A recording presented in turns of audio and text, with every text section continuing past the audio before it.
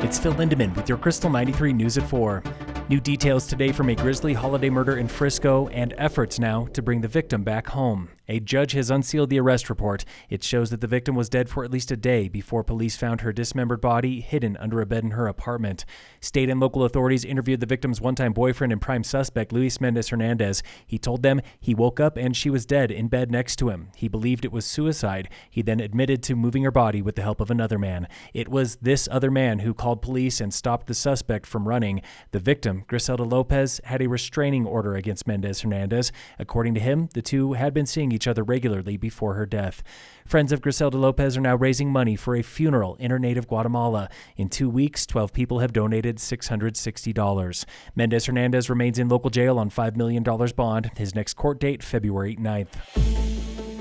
This week on the State of Summit, the local real estate market made over $2 billion again last year, the fourth time in the past 5 years. Local realtor Dana Cottrell believes slightly lower prices and more options encouraged more people to buy. We're seeing more concessions from sellers. So it's kind of this great time that buyers have a little bit more time and sellers are open to giving some concessions, whether that's dropping a price or paying HOA dues or whatever those concessions might look like. Nearly half of the $2.1 billion total came from home sales. More than half of those were sold in Breck. Location, location, location. So if you are at the base of a ski area or walkable to a lift or something like that, you've tended to do a little bit better than maybe some of the more far-off areas. Silverthorne went surging again after a big dip in sales last year.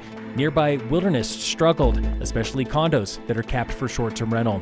Some of the most expensive condos and townhomes in the county, they sold at two new projects in Keystone, Kindred Resort and Alcove at River Run. We've been seeing some really big price points, like a 3 bedrooms, $3 million, that kind of thing. But they're coming with amenities that we haven't necessarily seen before. Cottrell believes the market is recovering from COVID, but some months are still wild cards, like November, when sales plummeted by 20%. By December, though, they were back up nearly 12%. Even if that rug gets pulled out, it's never for too long. Economists this year predict a few good signs for buyers and for sellers.